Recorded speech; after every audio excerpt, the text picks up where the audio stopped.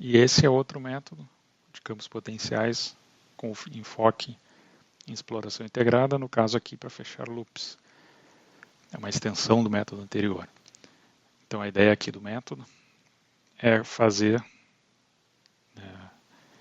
com que o robô volte à posição que ele está, forçando ele com essa criação de um loop, com a criação de um atrator, um potencial atrator, que fica atrás de onde ele estava.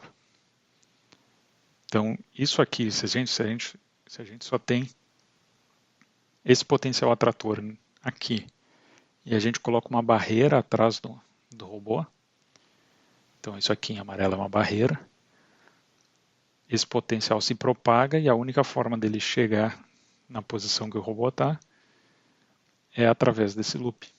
Né? Então, notem que aqui a gente está calculando campo potencial na área desconhecida. Olha, o gradiente do potencial está pela área desconhecida. Então, até então, isso não era feito. A gente nunca fazia isso, mas para esse trabalho isso foi desenvolvido. Assim como o anterior, a gente usa o diagrama de Voronoi para propagar o potencial e poder utilizar uma janela local. Eu já vou mostrar isso. Então, a ideia é exatamente essa. Ter um tractor point, um ponto atrator, e uma barreira, uma shield que a gente chamou no trabalho. O campo potencial obrigatoriamente vai fazer o robô tentar fechar um ciclo.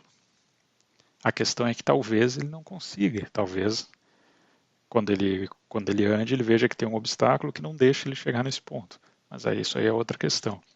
Caso haja um ciclo, e nesse caso há, o robô vai fechar o ciclo. Então aqui, aqui era o objetivo, ele começou a andar, deu a volta nesse obstáculo aqui, pôde voltar até a região original. Aí o que o algoritmo faz? Bom, aí tem que escolher novos ciclos para serem fechados. Tem que ter um cuidado na criação desse atrator, desse ponto atrator e da barreira. Por quê? É preciso haver onde prender a barreira. Por que aqui não pode? Porque se a gente computa o campo potencial pela zona desconhecida, o robô simplesmente faria isso. Simplesmente faria isso aqui, em vez de fazer um loop maior. Então aqui essa condição não é possível. Não é possível gerar um objetivo numa área desconhecida também, a gente coloca isso. Por quê? Porque a gente não sabe se isso aqui é um obstáculo ou não. Se for um obstáculo, o robô nunca vai conseguir chegar nele e aí nunca vai fechar esse loop. Se for uma área livre, a gente sabe que é possível chegar nela. Agora, isso não quer dizer que há o loop, mas já é um indicativo de que pode haver. Algumas otimizações, em vez de fazer o campo potencial todo, em todo o mapa, a gente usa o diagrama de Voronoi e propaga o potencial no diagrama. Então aqui está o tractor point, e aí a gente vai propagar esse tractor point até chegar na janela local, até chegar numa distância X do robô. Quando chegar a gente coloca, esse é o objetivo. E aí o robô vai seguir esse objetivo, a janela local acompanha ele até que ele chegue no tractor point. Então, assim como antes a gente usa a janela local, isso mata um monte de problemas que o campo potencial tem em ambientes grandes, que é o problema de achatamento. Aqui isso não acontece. O algoritmo está aqui, ele não é tão trivial. Tem que ter a atualização do Voronoi, o tractor point e a pose do robô, todos têm que ser movidos para o Voronoi. Então, move para a posição mais próxima no Voronoi. Lembrem que isso aqui é num método de exploração integrada, então tem um algoritmo de SLAM junto, durante o processamento do slam, o mapa pode mudar, e aí se o mapa muda, o Voronoi muda, e aí tem algumas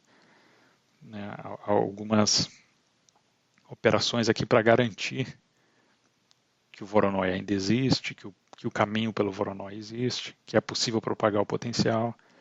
Então aqui tem a propagação do potencial, construção das shields, né, construção da ponte, não, da barreira, né, e é isso. A gente fez vários, né, diferentes experimentos, ambientes com loops, ambientes sem loops, e ver o que acontece. E aqui um ambiente simulando o que seria um ambiente outdoor com várias árvores ou obstáculos. E aí a ideia é que o robô, né, feche loops ao redor desses obstáculos sempre que possível. E aqui, né, o que acontece? Então a técnica sempre fecha loops. E eu acho que eu tenho um exemplo aqui embaixo, vamos ver. Tem aqui.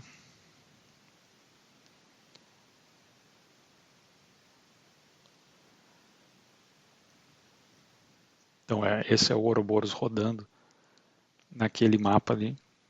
Dá para ver a incerteza. Ó, isso aqui em azul é a incerteza da posição do robô aumentando. Notem que o mapa sacode, por quê? Porque eu ainda não tenho uma estimativa com uma incerteza baixa da posição, mas conforme ele retorna a regiões que conhece, notem que ele está fechando o máximo de loops que der, o mapa se conserta. Então esse é naquele ambiente. Aqui o ambiente simulando, né, que seria um outdoor, e ele vai fechando loops sempre que ele consegue. Se o mapa mexe muito, aí pode ser que ele não feche. Né? Por quê? Porque é difícil manter as barreiras, né, nos locais. Então, nesses ambientes aqui de loops, claramente dá para ver uma vantagem, né, do resultado do mapa, fechando loops, e aqui sem se preocupar com o fechamento de loops. Aqui naquele ambiente que não tem loops, ele tenta fechar, porque ele entra em todas as salas achando que pode fechar um loop, mas não consegue. Mas tudo bem, simplesmente ele vai entrar em todas. E sempre considerando que a gente usa uma janela local, então não tem problema de achatamento do potencial. Aqui tem. Aqui quando o robô chega aqui e explora tudo, ele não consegue voltar para o início, porque o potencial, né, já planificou. E aqui, né, fechando os loops ali ao redor dos obstáculos nesse ambiente simulado outdoor.